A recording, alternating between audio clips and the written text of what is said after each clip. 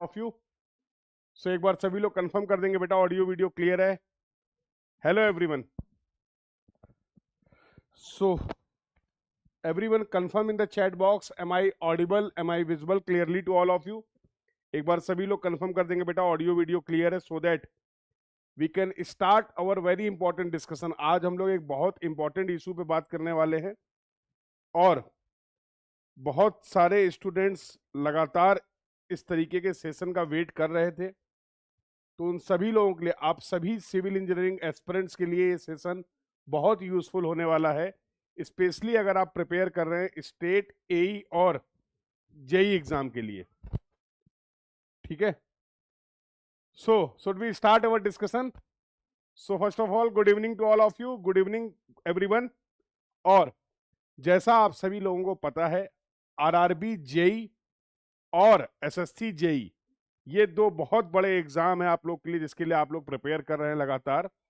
इन दोनों से related important update ये है कि एसएससी जेई का सीबीटी 1 का रिजल्ट आ चुका है। आई होप सभी लोगों ने अपना रिजल्ट चेक भी कर लिया, अब तक सभी लोगों ने चेक कर लिया होगा या? और तो सबसे पहले एसएससी जेई के सीबीटी 1 का रिजल्ट डिक्लेयर हो चुका है और साथ ही साथ आरआरबी जेई के लिए आंसर की और रिस्पॉन्स की अवेलेबल हो चुकी हैं। मतलब अभी ये क्लियरिटी मिल चुकी है आपको कि सीबीटी 2 के लिए आपको एग्जाम के लिए प्रिपेयर अगर करना है, सो आरआरबी जेई हो या फिर एसएससी जेई हो। और बहुत अच्छी बात है कि दोनों एग्जाम आपके लगभग लगभग एक साथ ही इनका सीबीटी 1 का स्टेटस क्लियर हुआ है। तो अगला स्टेप आता है कि अब अगला व्हाट नेक्स्ट। सीबीटी 1 क्लियर हो गया, तो आज हम लोग इसी सेशन पे यहाँ पर बातचीत करने वाले हैं कि आरआरबी जेई और एसएससी जेई के एस्पिरेंट्स जिनका सीबीटी 1 क्लियर हो गया है, अब उनको सीबीटी 2 के लिए किस तरीके से प्रिपेयर करना है, क्या अप्रोच होना चाहिए और किस स्ट्रेटजी को हम लोग फॉलो कर सकते हैं। तो जैसा आप यहाँ पर देख पा रहे हैं, यहाँ पर हम लोग मिशन सिलेक्शन की बात कर रहे हैं, क्योंकि ये बहुत इंपॉर्टेंट और बहुत ही खास अपॉर्चुनिटी है आपके पास जिनका भी सीबीटी 1 क्लियर हो गया है या हो रहा है, कि अब वो इस चांस को मिस ना करें। स्क्रीनिंग प्रोसेस कंप्लीट हो चुका है। सीबीटी 1 सीबीटी 2 बहुत ही इंपॉर्टेंट रोल प्ले करेगा आपके सिलेक्शन में। तो अभी फुल एनर्जी, पूरी स्ट्रेटजी, सब कुछ आपको यहाँ पर इंप्लीमेंट कर देना है, क्योंकि ये बहुत ही इंपॉर्टेंट माइलस्टोन होने वाला है आपकी लाइफ में। तो यहाँ से अब कोई भी ऐसी गलती नहीं करनी है। कुछ ऐसी चीजें हैं जो हो सकता है आप सीबीटी 1 में फॉलो ना कर पाए हों, अब सीबीटी 2 के लिए कोई चांस नहीं लेना है, क्योंकि ये अपॉर्चुनिटी, ये जो मेहनत आपने की है, इसको इस तरीके से वेस्ट नहीं जाने देना है। इसको अल्टीमेटली हमको फाइनल सिलेक्शन तक कन्वर्ट करना है। ठीक है भाई, इस बात का ध्यान रखना है, कोई भी ऐसी गलती ना हो जिसकी वजह से हमें सीबीटी 2 में उसके निगेटिव इम्पैक्ट देखने को मिले। सीबीटी 2 के लिए पूरी तरीके से जान लगा देनी है, ताकि ये फाइनली इस साल 2026 के आसपास आपके पास एक स्टेबल गवर्नमेंट जॉब हो। और बहुत अच्छा होगा अगर वो जॉब आपकी एसएससी जेई और आरआरबी जेई एग्जाम से रिलेटेड होगी। सो क्या स्ट्रेटजी है, I will also share my experience. आप लोग के साथ मैं अपने एक्सपीरियंस शेयर करूंगा कि अभी आपको क्या स्ट्रेटजी फॉलो करना चाहिए सिस्टमेटिक वे में, सो दैट सीबीटी 2 को आप आसानी से अच्छे मार्क्स के साथ, क्योंकि अब यहाँ पर एक एक नंबर आपके लिए बहुत इंपॉर्टेंट हो जाता है। फाइनल सिलेक्शन के लिए सीबीटी 2 की परफॉर्मेंस बहुत ही इंपॉर्टेंट है। आई होप सभी को ये बात पता है। ठीक है, तो सीबीटी 1 के बाद सीबीटी 2 के लिए क्या करना होगा, तो सबसे पहले congratulation to all the students who have cleared the SSC JE CBT 2 CBT 1 exam. और साथ ही साथ उन सभी स्टूडेंट्स के लिए को भी कॉन्ग्रेचुलेशन जिनका आरआरबी जेई का कट ऑफ जो है, उनको लग रहा है based on the answer key कि yes they are in the safe zone. तो अभी बात कर लेते हैं सीबीटी 2 की प्रिपरेशन के लिए हमें क्या करना होगा। तो सबसे पहले समझ लेते हैं इनका एग्जाम ओवरव्यू क्या है। आप में से बहुत सारे ऐसे स्टूडेंट्स होंगे जो दूसरी बार, तीसरी बार, हो सकता है मल्टीपल अटेम्प्ट में हो, और बहुत सारे ऐसे स्टूडेंट्स होंगे जिन्होंने अभी टोटली फोकस्ड होके सीबीटी 1 के लिए प्रिपेयर किया था और ये सोच रहे थे कि एक बार सीबीटी 1 क्लियर हो जाएगा then we will start particularly for CBT 2। तो पता होना चाहिए ये सब बातें। पता है तो बहुत अच्छी बात है, नहीं पता है तो शॉर्ट में एक बार मैं एक्सप्लेन कर देता हूं। दोनों ही एग्जाम की यहाँ पर बातचीत कर लेते हैं, क्योंकि इन दोनों एग्जाम के लिए यहाँ पर हम लोग डिस्कशन कर रहे हैं। एसएससी जेई अगर सीबीटी 2 की बात करें तो अब मामला जो होगा वो पूरा का पूरा ब्रांच ओरिएंटेड होगा। फॉर एग्जांपल अगर आप सिविल इंजीनियरिंग से हैं तो सिविल इंजीनियरिंग के क्वेश्चंस आने वाले हैं। कितने क्वेश्चंस होंगे? टोटल 100 क्वेश्चंस रहने वाले हैं। 300 मार्क्स का ये पेपर होने वाला है। बहुत इंपॉर्टेंट है इस बात को समझना कि 100 क्वेश्चन आपको अटेम्प्ट करने हैं 120 मिनट में। 2 घंटे का ये पेपर रहने वाला है। डिसिप्लिन स्पेसिफिक होगा। अभी हम लोग यहाँ पर बातचीत कर रहे हैं सिविल इंजीनियरिंग के लिए, तो अब पूरे सिविल इंजीनियरिंग के सब्जेक्ट, सिविल इंजीनियरिंग का डिस्कशन यहाँ पर आप लोगों के लिए बहुत यूजफुल हो जाता है। 3 मार्क्स पर करेक्ट आंसर, हर आंसर के लिए आपको करेक्ट 3 मार्क्स मिलने वाले हैं और 1 नंबर निगेटिव भी है, 1/3 निगेटिव भी है। ये बात भी आपको पता है, पता होनी चाहिए। अगर आरआरबी जेई के सीबीटी 2 की बात करें, जिसके लिए भी आप पैरेलल में प्रिपेयर करेंगे, तो 150 क्वेश्चंस होने वाले हैं। यहां पर अभी आपका टेक्निकल और नॉन टेक्निकल ऑलरेडी मैं आप लोग के साथ डिस्कस कर चुका हूं कि कौन कौन सी चीजें हैं, क्या किस तरीके का सिलेक्शन इनका प्रोसेस रहता है, क्या एग्जाम पैटर्न है। एक बार ब्रीफ में यहाँ पर एक बार आप क्लियर कर लेंगे तो बेटर रहेगा। 2 घंटे का ये भी पेपर होने वाला है। यहाँ पर इंपॉर्टेंट बात यह है कि टेक्निकल और नॉन टेक्निकल, तो टेक्निकल दोनों सीबीटी 2 में कॉमन है भाई। टेक्निकल के बिना तो कुछ नहीं होने वाला। टेक्निकल ही बहुत इंपॉर्टेंट रोल प्ले करेगा आपके फाइनल सिलेक्शन में। इस बात को आपको अच्छे से समझ लेना है। नॉन टेक्निकल पोर्शन की अगर बात करें तो non technical portion physics, chemistry, computer, GA, ये पार्ट भी यहाँ पर आने वाला है 50 मार्क्स का। तो टेक्निकल का वेटेज यहाँ पर रहने वाला 100 प्लस 50, कुछ इस तरीके से गेम होगा। 1 नंबर का एक क्वेश्चन रहने वाला है। 150 नंबर का पेपर होने वाला है। 150 क्वेश्चन होंगे 2 घंटे में। यहां से कुछ बातें हैं और जो पिछले पेपर्स हैं आपके पास अवेलेबल हैं, और करंट जो आपका सिनेरियो है, अगर आप इस प्रिपरेशन से कहीं ना कहीं associated, as we are associated, बहुत समय से हम लोग इन एग्जाम्स के लिए मल्टीपल ईयर से इसके लिए डील कर रहे हैं, तो उसके बेसिस पर अगर इस पैटर्न की मैं कुछ मेन बातें आपको हाईलाइट करूं, तो अभी जो एग्जाम का जो रिक्वायरमेंट है और कंपटीशन लेवल है वो बहुत देखेंगे आप चेंज हो गया है पिछले कुछ सालों से। ठीक है, अगर आज से 4 साल 5 साल पहले एसएससी जेई की बात करें, हाँ, तो बहुत कॉमन, सबने सुना भी होगा कि sir previous year question practice कर लें। हाँ, गुप्ता एंड गुप्ता बुक, हाँ, मोस्ट रिकमेंडेड बुक, बहुत अच्छी बुक है। तो कहीं ना कहीं बहुत हद तक चीजें वहां से हो जाती थी, याद है। जाहिर सी बात है, अगर आप किसी सीनियर से पूछोगे जिन्होंने आज से 2 साल 4 साल पहले 5 साल पहले एसएससी जेई आरआरबी जेई अगर एग्जाम में क्लियर किए हैं, तो आपको यही गाइड करेंगे कि कुछ पर्टिकुलर बुक्स हैं जिनको आप फॉलो करिए और वहां से आपके क्वेश्चंस मिल जाएंगे। बहुत सारे क्वेश्चंस डायरेक्टली मिल जाएंगे जिनको आप आंसर करके फाइनली सेलेक्ट हो सकते हैं।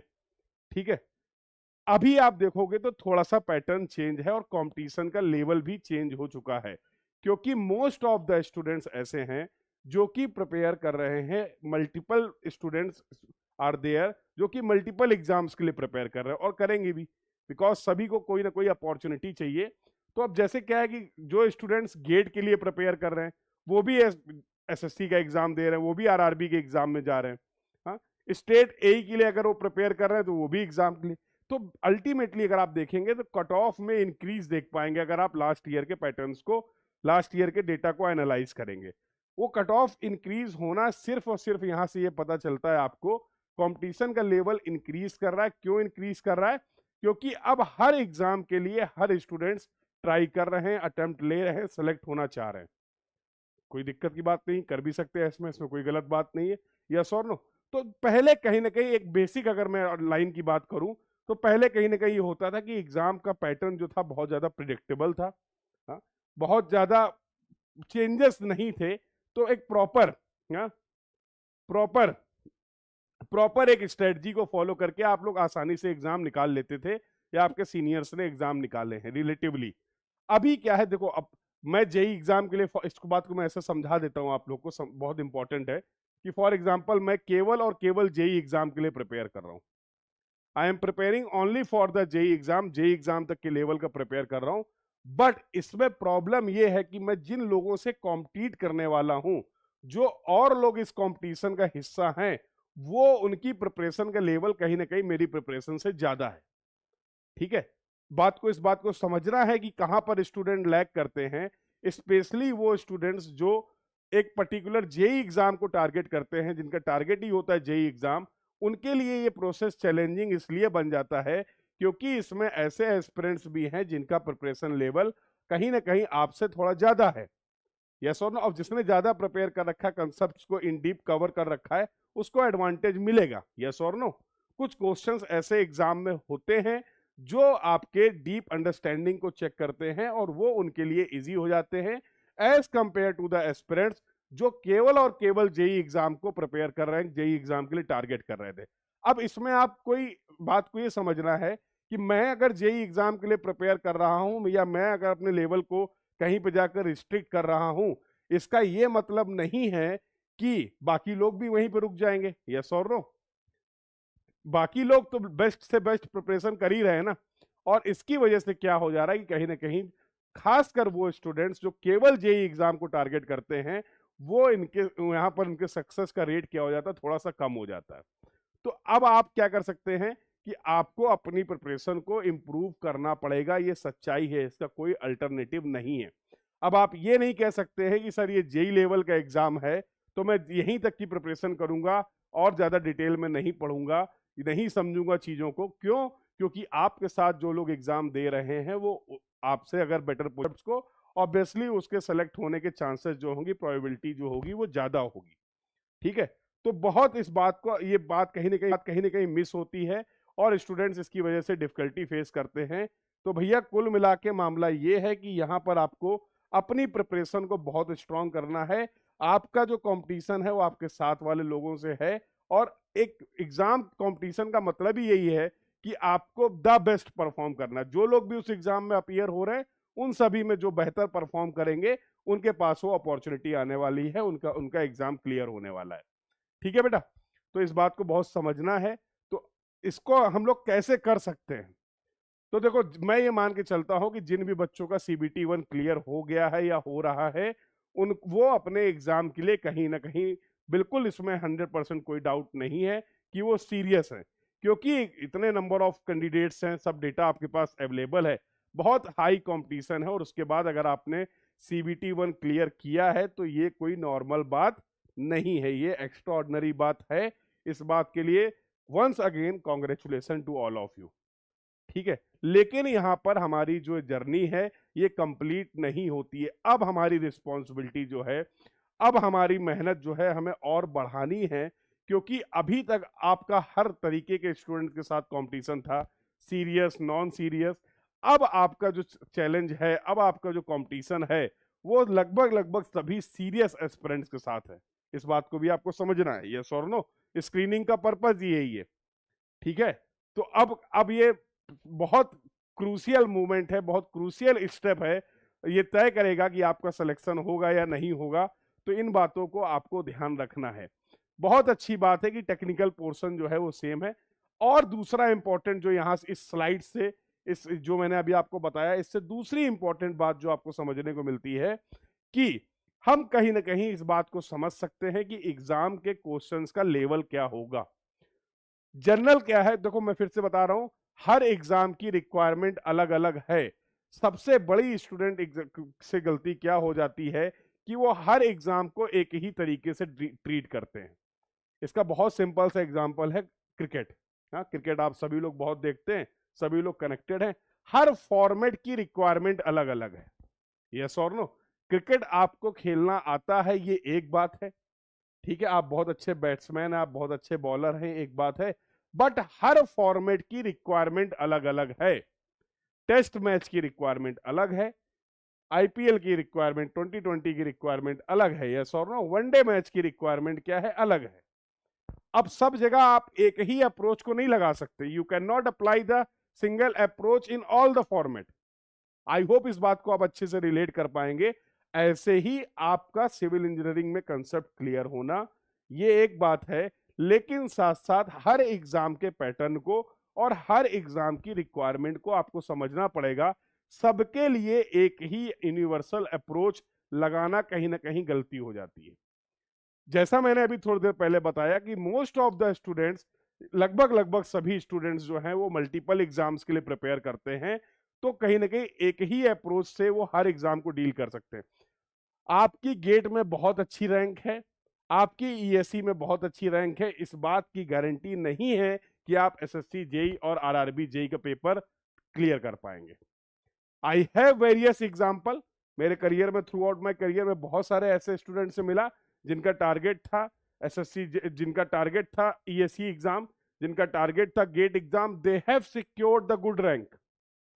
आज वो लोग सर्विसेज में हैं, अच्छे अच्छे पोस्ट में हैं, इंजीनियरिंग सर्विसेज क्वालिफाई हुआ, गेट के थ्रू बहुत अच्छी अच्छी पोस्ट मिली, और उनमें से बहुत सारे ऐसे लोग हैं जो मैं आपको बता सकता हूं, जो मैं जानता हूं, जिन्होंने अगर जेई एग्जाम के लिए ट्राई किया कि चलो जेई का भी फॉर्म भर देते हैं, तो नॉट इवन क्वालिफाई। ये एक बहुत इंपॉर्टेंट बात है। आप सोचो ना, कुछ तो अलग होगा ना कि एक गेट लेवल, गेट के एग्जाम में कोई बच्चा टॉप कर रहा है और जेई के एग्जाम में वो बहुत अच्छा परफॉर्म नहीं कर पा रहा। बिल्कुल ऐसा हो सकता है, बिल्कुल ऐसा होता है। रीजन इज वेरी सिंपल, दोनों एग्जाम की अप्रोच अलग अलग है। ठीक है, तो अप्रोच ओरिएंटेड, एग्जाम ओरिएंटेड, जब तक आप एग्जाम की रिक्वायरमेंट को नहीं समझेंगे, आपके लिए बहुत चैलेंजिंग हो जाएगा उस एग्जाम को क्लियर कर पाना, बहुत चैलेंजिंग हो जाएगा।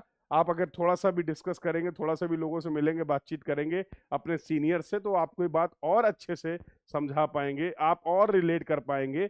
हमें हर एग्जाम की require, for example if I am talking about my self, अगर मैं बात करूं गेट एग्जाम के लिए, तो मैं गेट एग्जाम के लिए मैं जो स्ट्रेटजी है, जो मेरा एक्सपीरियंस है, वो मेरे लिए बहुत ईजी होगा, हाँ, to get the good marks in the GATE exam, because I am aware with the pattern of that exam. Yes or no? But as compared to the GATE exam, it will be difficult कि JEE exam के लिए अगर आपका prior experience नहीं है तो आपको difficulty होने वाली है। तो पढ़ना आपको सब कुछ है, बट हर एग्जाम के लिए, हर लड़ाई में शस्त्र अलग अलग होते हैं। तो इस बात को आपको समझना है, अप्रोच डिफरेंट होगी और एग्जाम की अप्रोच को, एग्जाम की रिक्वायरमेंट को समझना है। एक जनरल अप्रोच अगर आप लेके चल रहे हैं तो यकीन मानिए आपको एग्जाम क्लियर करने में डिफिकल्टी आएगी। Exam oriented focused preparation strategy आपको फॉलो करनी पड़ेगी। हाँ, अगर आप बहुत अच्छे से सिलेबस को कंप्लीट कर लेते हैं, टॉपिक्स को कंप्लीट कर लेते हैं, तो बहुत ज्यादा दिक्कत नहीं होती है। थोड़ा सा प्रैक्टिस करके हम लोग अपने आप को एग्जाम के लिए प्रिपेयर कर सकते हैं। एक दूसरा एग्जाम भी ले लेता हूं, जैसे फॉर एग्जांपल अगर बात कर ले रेस की, हाँ, दौड़ की, रेस की बात कर ले। रेस की अलग अलग फॉर्मेट में एथलीट की रिक्वायरमेंट, एथलीट की परफॉर्मेंस अलग अलग बेसिस पे चेक की जाती है। एक 100 मीटर की रेस है और एक रिले रेस है, दोनों में आपकी अप्रोच अलग अलग होती है। सेम अप्रोच से आप हर तरीके की रेस को नहीं जीत सकते। यस और नो? तो I think I have explained enough. इस बात को आपको समझाने के लिए मैंने जो एग्जांपल दिए कि भैया एग्जाम की रिक्वायरमेंट को समझना बहुत जरूरी है। जो एग्जाम की रिक्वायरमेंट है उसी तरीके से प्रिपेयर करना है, तभी रिजल्ट मिलेंगे, उसी तरीके से परफॉर्म करना है। ठीक है भैया। अब चैलेंज ये आता है एज ए स्टूडेंट कि सर हम तो अकेले हैं, लेकिन हमारे सामने मल्टीपल एग्जाम्स हैं। अब आपने जो स्क्रीन अभी दिखा रहे हैं वहां पर ही 2 एग्जाम हैं और दोनों की रिक्वायरमेंट अलग अलग है। क्यों? कि सर ठीक है, टेक्निकल वाला पोर्शन तो ठीक है, मान लो मेरे ये दोनों एग्जाम क्लियर हो रहे हैं, लेकिन आप देखो इसमें नॉन टेक वाला पोर्शन भी है। अब अगर आप केवल एसएससी जेई की स्ट्रेटजी को आरआरबी जेई में लगा देंगे, कैसे क्वालिफाई हो पाएंगे? क्योंकि एसएससी जेई के लिए आपको केवल और केवल टेक्निकल पढ़ना है। यहां पर टेक्निकल के साथ साथ 50 नंबर का नॉन टेक्निकल भी है। Are you getting my point? तो अब अगर मैं इन दोनों एग्जाम के लिए एक ही स्ट्रेटजी लगा देता हूं तो obviously it will be difficult. तो यहां पर आता है कि आपको अपनी चीजों को इफेक्टिवली प्लान करना है। कौन सा एग्जाम पहले है, कौन सा एग्जाम बाद में है, कौन सा कंटेंट कॉमन है, कौन सा कंटेंट डिफरेंट है। और इस बात को जब आप प्रॉपरली एनालाइज करते हैं, स्ट्रेटजी बहुत इंपॉर्टेंट पार्ट है। जैसा मैं हमेशा बोलता हूं, किसी भी एग्जाम को क्रैक करने के लिए, किसी भी एग्जाम में सफल होने के लिए, किसी भी एग्जाम में सक्सेस के लिए 3 चीजों का होना बहुत इंपॉर्टेंट है। एक, आप प्रॉपर कंटेंट को फॉलो कर रहे हो। कंटेंट बहुत इंपॉर्टेंट है। अगर आप एग्जाम ओरिएंटेड कंटेंट नहीं फॉलो करेंगे तो बहुत एफर्ट लगाने के बाद भी आप रिजल्ट अचीव नहीं कर पाएंगे। दूसरा है इंपॉर्टेंट स्टेप, जो है, जो बहुत कॉमन है हर एग्जाम के लिए, कंसिस्टेंसी। आपको कंसिस्टेंट होकर इस एग्जाम के लिए, इन एग्जाम्स के लिए प्रिपेयर करना है और तीसरा पार्ट जो है that is the proper strategy. इन तीनों का सही अनुपात में होना ही बहुत इंपॉर्टेंट है, तभी आप एग्जाम क्वालिफाई कर पाएंगे। अगर ऐसा कोई स्टूडेंट है जिसके पास कंटेंट बहुत अच्छा है, स्ट्रेटजी बहुत अच्छी है, बट कंसिस्टेंट नहीं है, वो प्रिपरेशन में दिक्कत आने वाली है। ऐसा कोई स्टूडेंट है जो कि कंसिस्टेंट भी है और स्ट्रेटजी भी ठीक है, बट कहीं ना कहीं कंटेंट में अगर वो लैग कर रहा है तो कहीं ना कहीं उसके लिए डिफिकल्टी होने वाली है। इन शॉर्ट अगर मैं बोलूं, किसी भी एग्जाम में अच्छी परफॉर्मेंस के लिए इन तीनों चीजों का होना बहुत जरूरी है। और generally most of the students इस स्ट्रेटजी वाले पार्ट को मिस कर देते हैं, जिसकी वजह से थोड़ा सा चैलेंजिंग हो जाता है आपके लिए इन एग्जाम्स को निकालना।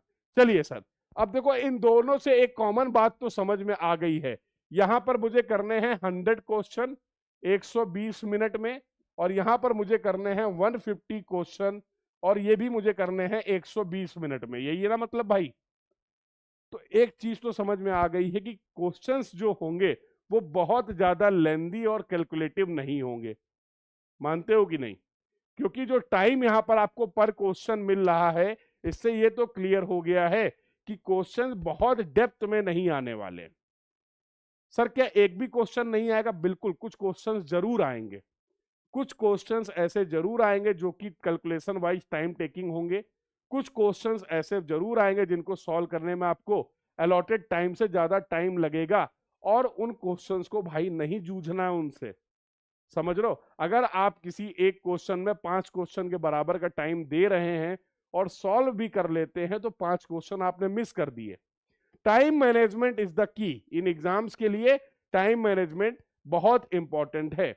अब देखिए, तो यहां से एक चीज तो क्लियर आ गई कि हमें यहां पर इन दोनों एग्जाम को अगर आप देखोगे तो बेसिक से मॉडरेट किसी भी कंसेप्ट को अगर आपको डील करना है तो उसका बेसिक और मॉडरेट ही है पोर्शन जो आपको फिक्स करना है। ये बात तो कॉमन है।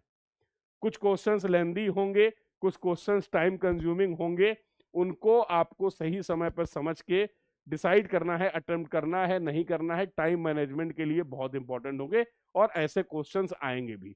आई होप ये सभी को क्लियर है, क्योंकि बहुत ज्यादा टाइम हमारे पास यहाँ पर अवेलेबल नहीं है। किसी भी सब्जेक्ट को, किसी, अगर मैं टेक्निकल की ही बात करता हूं, अगर बेटा आप पढ़ाई कर रहे हैं तो यहाँ पर देखिए, फॉर एग्जाम्पल ये आपका सिलेबस है। कोई भी एक कंसेप्ट है, एक एग्जाम्पल से ले लेते हैं, कोई भी एक कंसेप्ट है। जब अब इसमें दो चीजें आपको दिख रही, एक तो इसकी दिख रही इस कंसेप्ट की विड्थ क्या है, यस और नो, कि भाई बहुत वास्ट सिलेबस है, बहुत वास्ट कंटेंट है। दूसरा पॉइंट आपको दिख रहा है इस कंसेप्ट की डेप्थ, इस कंसेप्ट की डेप्थ, यस और नो। इन दोनों एग्जाम्स की अगर मैं बात करूं, अगर आप इनके पैटर्न को एनालाइज करेंगे, इनके क्वेश्चंस को एनालाइज करेंगे, तो आप एक चीज देख पाएंगे कि इन दोनों में विड्थ तो बहुत ज्यादा है। सिलेबस अगर आप देखोगे तो बहुत ज्यादा है, डेप्थ थोड़ी सी कम है। समझ रहे हो? डेप्थ जो है वो कम है। डेप्थ में बहुत गहराई में क्वेश्चंस नहीं मिलने वाले हैं, और यकीन मानो मेरी इस बात का, जो टाइम यहां पर आपको मिल रहा है, बहुत अगर लेंदी क्वेश्चन आएंगे तो आते हुए भी क्वेश्चन आप अटेम्प्ट नहीं कर पाएंगे, वो आपको छोड़ने पड़ेंगे, और उसी में समझदारी है।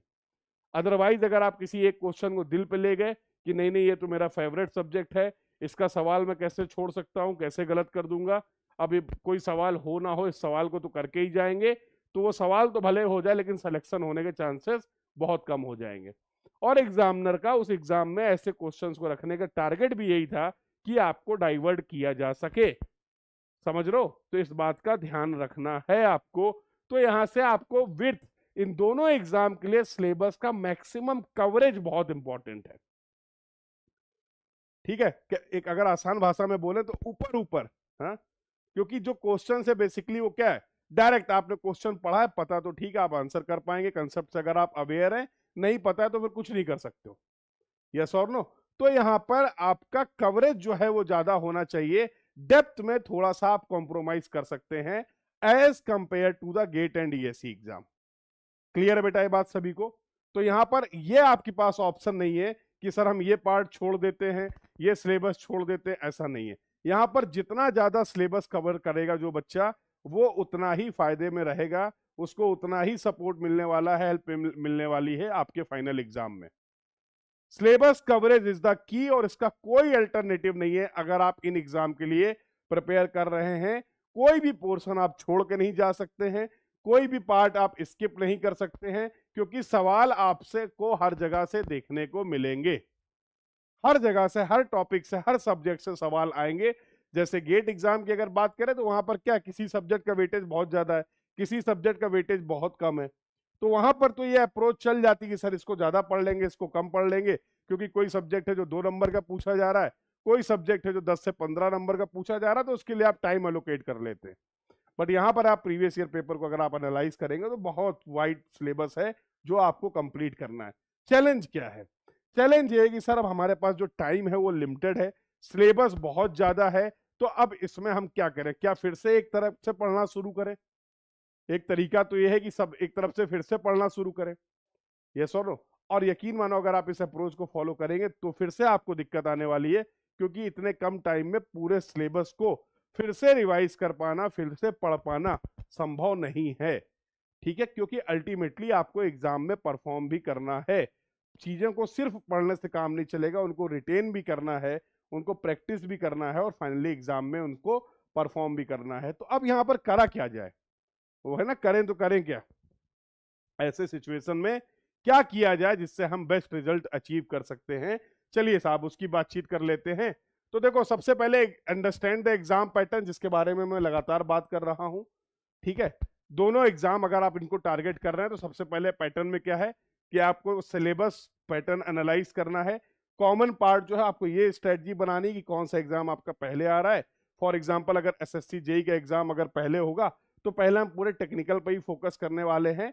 एक बार टेक्निकल अच्छे से स्ट्रांग हो जाएगा तो फिर हम स्पेशली जब आरआरबी जेई एग्जाम के लिए अपीयर करेंगे तो आरआरबी जेई के लिए हम लोग नॉन टेक वाले पोर्शन पे भी अच्छे से प्रिपेयर कर लेंगे अलोंग विद द टेक्निकल, ठीक है? अब मान लो फॉर एग्जांपल जेई का एग्जाम, एसएससी जेई का एग्जाम पहले है और अभी आप पूरा फोकस कर रहे हैं नॉन टेक्निकल में, तो ये कहीं ना कहीं आपकी परफॉर्मेंस को खराब कर देगा। तो ये सारी चीजें आपको यहां पर समझनी है। सबसे इंपॉर्टेंट है time management. Time management is the key for success in both the exam. आप बहुत अच्छा जानते हैं, बहुत अच्छे कंसेप्ट आपके क्लियर हैं, लेकिन अगर आपने प्रॉपर टाइम मैनेजमेंट नहीं किया दिक्कत होने वाली है, जो कि मैंने अभी लास्ट स्लाइड में भी डिस्कस किया है। आइडेंटिफाई द की टॉपिक्स, ठीक है? बिल्कुल, जो जो टॉपिक्स हैं, सिलेबस है, पैटर्न है, उनको आपको प्रॉपर एनालाइज करना है ताकि आप कम से कम समय में ज्यादा से ज्यादा चीजों को कवर कर पाएं, इफेक्टिवली कवर कर पाएं, और डेवलप प्रॉब्लम सॉल्विंग स्किल्स, ठीक है? अब कई बार ऐसे क्वेश्चंस आते हैं, कई बार ऐसे क्वेश्चंस आते हैं जो कि आपने अगर प्रैक्टिस कर रखे हैं तो देखते ही आपको आंसर पता चल जाएगा, ठीक है? तो ऐसे भी क्वेश्चन आएंगे, ठीक है? बहुत ज्यादा लेंथी क्वेश्चन है, लेकिन अगर आपने क्वेश्चन लगा रखा, रिपीट होते क्वेश्चन बिल्कुल होंगे, तो आप वहां पर मार्क कर सकते हैं, ऑप्शन अप्रोच से आंसर मार्क कर सकते हैं, आप अपने टाइम को थोड़ा सा बचा सकते हैं। तो ये एनालिसिस बहुत इंपॉर्टेंट है, ठीक है भैया? तो डिसिप्लिन स्पेसिफिक, अब तो बिल्कुल पहले सबसे पहले टेक्निकल, अगर आप सिविल इंजीनियरिंग यहाँ पर हम लोग बात कर रहे हैं सिविल के लिए, तो अब पूरा सिलेबस आपको सिविल का है इंपॉर्टेंट। न्यूमेरिकल प्रॉब्लम मास्टरी, बहुत बहुत डीप क्वेश्चन, बहुत लेंदी क्वेश्चन, मल्टीपल स्टेप्स, यहां पर मैं क्लियरली लिख देता हूं, मल्टीपल स्टेप्स क्वेश्चन जो हैं उनमें आपको बहुत ज्यादा दिमाग नहीं लगाना है अगर आप जेई और एई एग्जाम के लिए, जेई आरआरबी जेई और एसएससी जेई एग्जाम के लिए प्रिपेयर कर रहे हैं, ठीक है? ये नहीं कि 2-2 पन्ने तक सॉल्यूशन चलता चला जा रहा है, उन क्वेश्चंस में भी दिमाग लगा रहे हैं, उठा लिया गेट का 1-2 नंबर का सवाल और लगे हुए, नहीं करना, ठीक है भैया? नहीं करना है, क्योंकि उतना टाइम आपके पास नहीं होगा।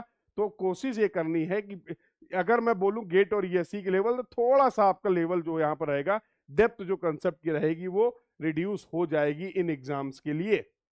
क्लियर है? चलिए, तो इसके बाद अगर बात करें वीकर एरियाज, उनको सबसे इंपॉर्टेंट एक कॉमन प्रॉब्लम ये होती है स्टूडेंट्स के साथ कि हम लोग जब पढ़ाई करते हैं, एग्जाम के लिए प्रैक्टिस करते हैं, तो हम उन एरिया पे ज्यादा टाइम दे देते हैं जिनमें हम ऑलरेडी एक्सपर्ट हो चुके हैं, ठीक है? एक कहीं ना कहीं नए चीज को या जिस चीज में डिफिकल्टी हो रही है उसको करने में थोड़ा सा हेजिटेशन भी रहता है, एनर्जी भी ज्यादा लगती है, एफर्ट भी ज्यादा लगता है। तो वाइल्ड प्रिपरेशन जब हम रिवीजन करते हैं या प्रैक्टिस करते हैं तो ये बहुत कॉमन गलती है। अगर आप भी एनालाइज करोगे तो आपके साथ भी कभी ना कभी ऐसा हुआ होगा कि जो चीजें हमें समझ में आ गई हैं हम बार बार उनको देखते रहते, देखना भी चाहिए, बट कहीं ना कहीं हम थोड़ा सा कॉम्प्रोमाइज कर लेते हैं उन टॉपिक्स के साथ, उन सब्जेक्ट के साथ जिसमें हमें थोड़ी सी दिक्कत हो रही है। अब आपको उन एरियाज को हाईलाइट करके उन पे ज्यादा एफर्ट करने हैं, ठीक है। पता कर ले रहा है कि कहाँ कहाँ दिक्कत है और उन पे एक्स्ट्रा मेहनत करनी है, उन पे उनको स्किप नहीं करना है, उनको छोड़ना नहीं है, ठीक है। तो जो कमजोर सब्जेक्ट्स हैं उनमें ज्यादा मेहनत करनी है, कमजोर में और कम मेहनत नहीं करनी है, ठीक है। ध्यान रखना है इस बात को, क्योंकि कवरेज मैटर करेगा। मैं बार बार इस बात को बोल रहा हूं, सिलेबस का कवरेज यहां पर बहुत इंपॉर्टेंट होने वाला है आपके लिए। और हाई स्टेक्स एग्जाम, जैसे मैंने आपको बताया कि एग्जाम्स की रिक्वायरमेंट के अकॉर्डिंग नेगेटिव मार्किंग भी है, तो आपको बहुत अच्छे से अपने टाइम मैनेजमेंट और क्वेश्चंस कंटेंट मैनेजमेंट पे भी ध्यान देना है। इन बातों को अगर आप ध्यान देते हैं, यकीन मानिए मेरी इस बात का, आप बहुत अच्छे से अपनी प्रिपरेशन को इम्प्रूव कर पाएंगे। बैलेंस सब्जेक्ट, जैसे अगर मैं बात करूं आरआरबी जेई के लिए, तो आरआरबी जेई के लिए जब आप प्रिपेयर करेंगे तो ऐसा नहीं कि पहले केवल टेक्निकल पढ़ रहे हैं फिर केवल नॉन टेक्निकल पढ़ना है। जब आप इस एग्जाम अब एक साथ है तो पहले तो टेक्निकल ही पढ़ना है। अगर पर्टिकुलरली आरआरबी जेई के लिए आप क्वालिफाई कर रहे हैं, उसके लिए प्रिपेयर कर रहे हैं, तो फिर आपको अभी से ही स्टार्टिंग से ही टेक्निकल और नॉन टेक्निकल दोनों को लेके चलना है। तो फॉर एग्जाम्पल 70 और 70% एफर्ट टाइम आपको देना है टेक्निकल में, और साथ ही साथ 30% एनर्जी एफर्ट लगाना है आपको नॉन टेक में। ये दोनों एक साथ पैरेलल में आपको प्रिपेयर करने हैं। ऐसा नहीं होगा कि पहले टेक्निकल फिर नॉन टेक्निकल, पहले टेक्निकल प्रिपेयर कर रहे हैं, लास्ट के 1 महीने 1.5 महीने नॉन टेक्निकल कर रहे हैं, तो नॉन टेक्निकल में तो कमांड आ गई लेकिन टेक्निकल भूल गए। ये गलती नहीं करनी है। तो अपने टाइम को आप एलोकेट कर लीजिए डिपेंडिंग अपॉन द सिलेबस की टेक्निकल और नॉन टेक्निकल दोनों पे हमें रिवीजन और प्रैक्टिस करते रहना है। क्वेश्चन लेवल की अंडरस्टैंडिंग जैसा जैसा मैं लगातार आपको बता रहा हूं, और ये सिर्फ और सिर्फ आपको मिलेगी प्रीवियस ईयर से। प्रीवियस ईयर क्वेश्चन लगाना क्यों इंपॉर्टेंट होता है? किसी भी एग्जाम के लिए अगर आप प्रिपेयर कर रहे हैं, उस एग्जाम का डिफिकल्टी लेवल क्या है, उस एग्जाम का पैटर्न क्या है, इसको समझने के लिए बहुत कुछ आपको रिसर्च करने की जरूरत नहीं है। मैं इसका एक शॉर्टकट बता देता हूं। किसी भी एग्जाम के लिए अगर आप प्रिपेयर कर रहे हैं, तो केवल और केवल आप उसके लास्ट के 5 साल के पीवाईक्यू क्वेश्चन लगा लीजिए, दैट्स इट। अगर आप गेट एग्जाम के लिए प्रिपेयर कर रहे हैं, और मैं चाहूंगा सभी स्टूडेंट्स के लिए कि ये एक्टिविटी जरूर करें। आप बहुत सारे वीडियोस, बहुत सारे इंफॉर्मेशन देखते हैं, जिससे आपको पता भी चलता होगा कि कैसा क्या पैटर्न है, लेकिन मैं चाहता हूं आप सभी लोग इसमें थोड़ी सी एक्सपर्टीज करें। जिस भी एग्जाम के लिए आप प्रिपेयर कर रहे हो, आप केवल उसके लास्ट 5 ईयर्स के पीवाईक्यू लगा लो। सब कुछ अवेलेबल है, इजिली अवेलेबल है, और वहां से आपको क्लियर कट आइडिया लग जाएगा। आप 5 साल के आरआरबी के पेपर लगा लो, आप 5 साल के एसएससी के पेपर लगा लो, आप 5 साल का गेट का पेपर लगा लो, आपको समझ में आ जाएगा इन तीनों एग्जाम में फर्क क्या। सिलेबस सब में कॉमन है, सिलेबस सब में कॉमन है, लेकिन जैसे आप अलग अलग एग्जाम्स के पीवाईक्यू लगाओगे, you will get the clear understanding कि how the each exam is different from each other. और तब आपको क्लियरली ये अभी मेरे कहने पे हो सकता है आप समझने की कोशिश कर रहे हो। जब आप ये एक्सरसाइज कर लेंगे, आप खुद आप महसूस करेंगे कि ये डिफरेंस आपको खुद अपने आप से समझ में आएगा, दिखेगा कि हाँ यार सिलेबस कॉमन है, टॉपिक कॉमन है, सब्जेक्ट कॉमन है, बट हर एग्जाम की रिक्वायरमेंट अलग अलग है, और ये काम आपको करना ही चाहिए, ठीक है। तो पीवाईक्यू बहुत इंपॉर्टेंट है, पीवाईक्यू आपको प्रैक्टिस करते रहने हैं। जूनियर इंजीनियर लेवल के एग्जाम है, तो जैसा मैंने बताया यहां पर आपको गेट और ईएससी के बहुत ज्यादा, देखो बेसिक और मॉडरेट लेवल के तो क्वेश्चंस प्रैक्टिस करने हैं, लेकिन बहुत ज्यादा डिफिकल्ट, बहुत ज्यादा लेंथी क्वेश्चंस में नहीं जाना है, क्योंकि उतना टाइम आपके पास अवेलेबल नहीं होगा। मॉक टेस्ट बहुत इंपॉर्टेंट है। तो अगर मैं सीबीटी 2 के लिए बात करूं कि सर सीबीटी 1 हो गया, सीबीटी 2 की बात करें, तो पहली चीज तो ये समझ में आ गई कि मैक्सिमम से मैक्सिमम सिलेबस कवरेज हमें करना है। मैक्सिमम सिलेबस कवरेज के बाद अगर बात करें, डोंट मिस एनी टॉपिक या सब्जेक्ट, ये कोशिश करना है। ये मैक्सिमम से मैक्सिमम मतलब क्या है कि छोड़ छाड़ के नहीं जाना है, जितना ज्यादा कंप्लीट कर पाएंगे करेंगे, क्योंकि इसका इंपॉर्टेंट रोल है। दूसरा सबसे इंपॉर्टेंट पार्ट आता है आपका मॉक टेस्ट का। इसमें बिल्कुल हेजिटेट नहीं करना है। स्टूडेंट्स क्लासेस करते हैं, रिवीजन करते हैं, क्वेश्चंस भी प्रैक्टिस करते हैं, बट कहीं ना कहीं लैग कर जाते हैं मॉक टेस्ट में। एक फोबिया जो रहता है, जब आप प्रीवियस ईयर क्वेश्चन प्रैक्टिस करोगे आपकी अप्रोच अलग होगी। आप खुद से रियलाइज करना है इस बात को, देखना कि अगर आप कोई टॉपिक कंप्लीट करने के बाद पीवाईक्यू लगाते हैं तो आपके मन में डर नहीं होता है, ठीक है, क्योंकि आपको आपको बहुत ज्यादा अनकंफर्टेबल फील नहीं होता है, क्योंकि आपने टॉपिक कंप्लीट किया होता है और प्रीवियस ईयर क्वेश्चन वो टॉपिक आपको इस तरीके से पढ़ाया जाता है, इस तरीके से बताया जाता है, ताकि आप नए क्वेश्चंस को तो डील करें, बट उसके पहले आप अच्छे से पीवाईक्यू को भी कंप्लीट कर पाए। वही एक पार्ट ऑफ लर्निंग है, ये आपका एक प्रोसेस है। लेकिन जब आप उन्हीं टॉपिक से रिलेटेड कोई एग्जाम में स्क्रीन में क्वेश्चन देखते हैं, तो फिर आपका कहीं ना कहीं नहीं समझ पाते हैं कि इस क्वेश्चन को कैसे डील करना है।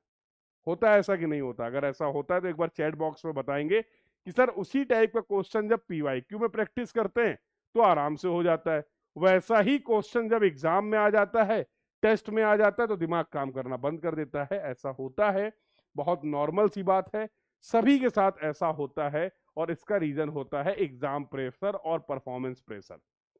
क्योंकि पीवाईक्यू जब आप लगा रहे हैं तो आपको वहां पर कोई इवेल्युएट नहीं कर रहा है, सेल्फ इवेल्युएशन चल रहा, तो आपका माइंडसेट एक अलग है। लेकिन जब आप टेस्ट में जाते हैं, जब आप मॉक टेस्ट में जाते हैं, तो एक टेस्ट का जो फोबिया है वो कहीं ना कहीं माइंड में रहता है, जिसकी वजह से आपकी परफॉर्मेंस में फर्क पड़ता है। इस बात को आपको समझना है।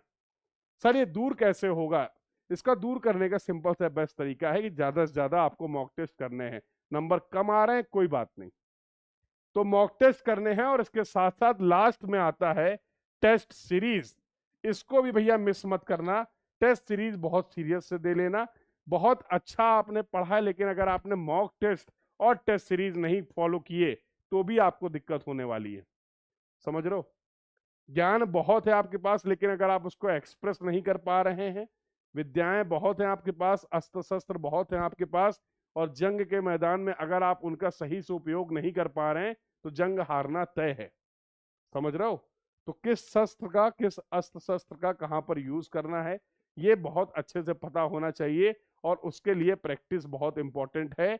मॉक टेस्ट और टेस्ट सीरीज बहुत शिद्दत से देना है, प्रॉपर एनालिसिस के साथ देना है, और बहुत अच्छा इंप्रूवमेंट आपको देखने को मिलेगा कि ये करना है। तो अब मुद्दा यह आता है कि सर सीबीटी 2 के लिए कम टाइम में इतना कुछ कैसे किया जाए, इसके लिए क्या अप्रोच है?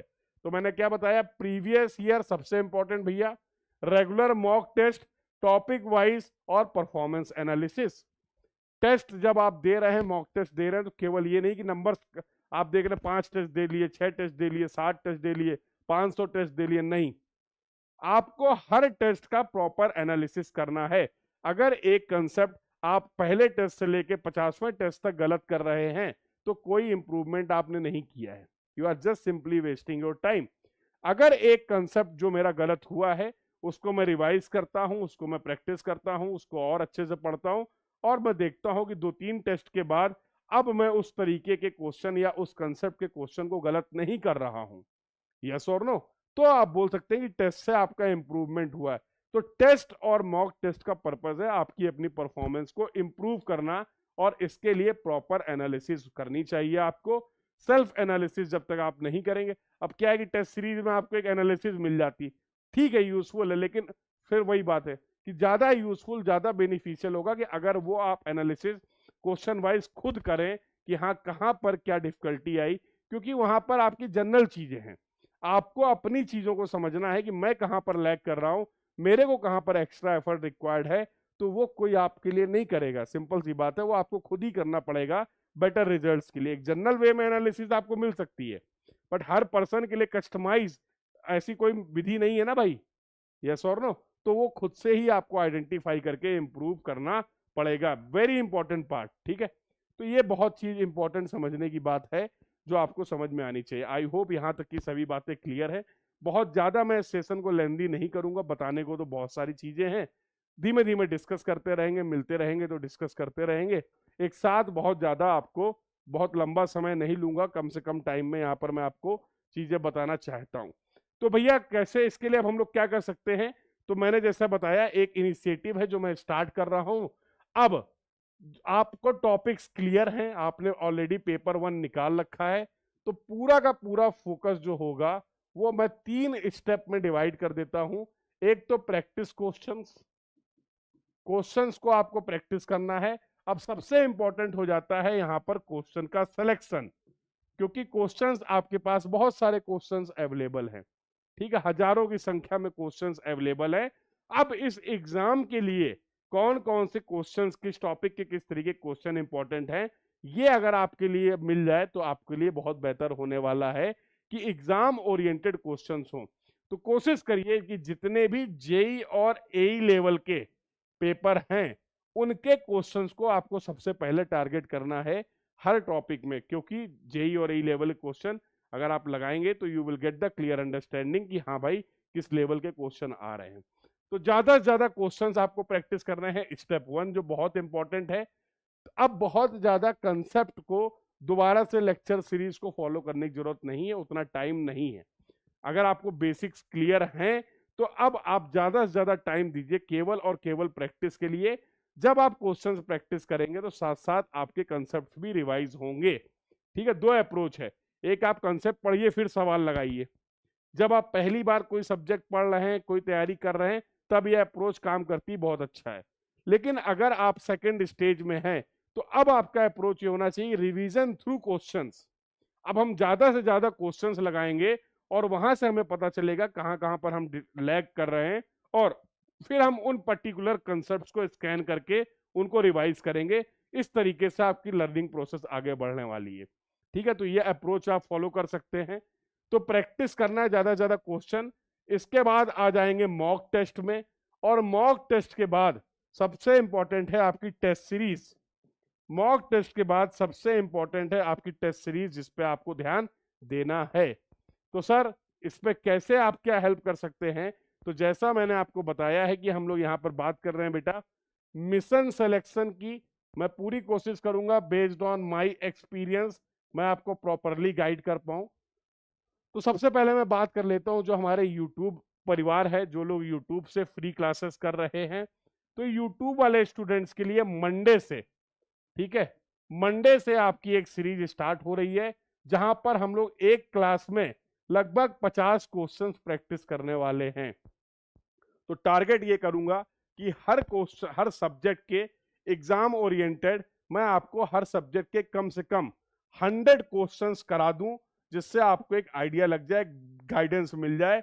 जो लोग भी यूट्यूब पर क्लासेस देखते हैं 100 question in each class, this is my target, ठीक है। क्योंकि बहुत बेसिक क्वेश्चंस होंगे, हाँ, और सारे ये एग्जाम में आए हुए क्वेश्चन होंगे। प्रॉपर सिलेक्शन के बाद हर क्वेश्चन को सेलेक्ट किया जाएगा आपकी एग्जाम के रिक्वायरमेंट के बेसिस पे, और पूरे सिलेबस को कवर करते हुए 100 क्वेश्चन हर सब्जेक्ट में कराने की मैं पूरी कोशिश करूंगा।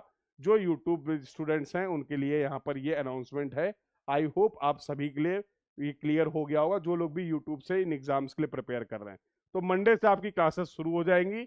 डेली रात को मिलेंगे हम लोग 10 बजे बिना किसी दिक्कत के, और 100 क्वेश्चन हर क्लास में करेंगे, ठीक है भैया, बढ़िया, हैप्पी। दूसरा, जो अगर आप और भी ज्यादा क्वेश्चंस प्रैक्टिस करना चाह रहे हैं तो एक पर्टिकुलर डेडिकेटेड मैं प्रैक्टिस का बैच भी लॉन्च कर रहा हूं।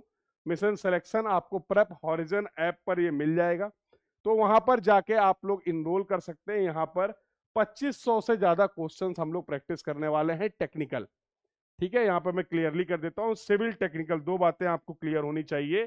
तो सिविल इंजीनियरिंग के लिए सिविल के टेक्निकल सब्जेक्ट्स, यहाँ पर जितना भी सिविल का सिलेबस है, सिविल के टेक वाले पार्ट में 2500 क्वेश्चन आपके कवर किए जाएंगे हर सब्जेक्ट के। ये सभी बहुत ही इंपॉर्टेंट क्वेश्चंस हैं जो आपके इन दोनों एग्जाम के लिए यूजफुल होने वाले हैं। क्वेश्चन प्रैक्टिस, ज्यादा से ज्यादा क्वेश्चन प्रैक्टिस करेंगे।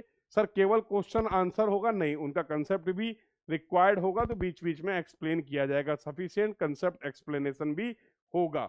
लाइव क्लासेस होने वाली है, ऐप पर ये क्लासेस मिलेगी आपको। मॉक टेस्ट भी यहाँ पर आपको प्रोवाइड किए जाएंगे, और इन सभी के लिए बहुत ही बेसिक प्राइस में आप इसको इनरोल कर सकते हैं, 1299। तो this course is available and this course is also starting from the Monday. ये भी आपका कोर्स जो है वो मंडे से स्टार्ट हो जाएगा, और मंडे तक आपके पास ये चांस है कि आप ऐप विजिट कर लीजिए, visit the prep horizon app. यहाँ पर मैं लिंक भी आपको प्रोवाइड कर दूंगा डिस्क्रिप्शन और कमेंट में, जिसके थ्रू जो लोग भी चाहते हैं इस बैच को ज्वाइन कर सकते हैं। This batch is starting from the Monday at this cost you will able to complete the proper. ये आपके 2500 से ज्यादा क्वेश्चन हम लोग इस बैच में कंप्लीट करने वाले हैं। ठीक है भाई, तो जो जहां से भी पढ़ रहा है, जो लोग यूट्यूब से पढ़ रहे हैं, उनके लिए भी मैंने ये अनाउंसमेंट बता दिया है।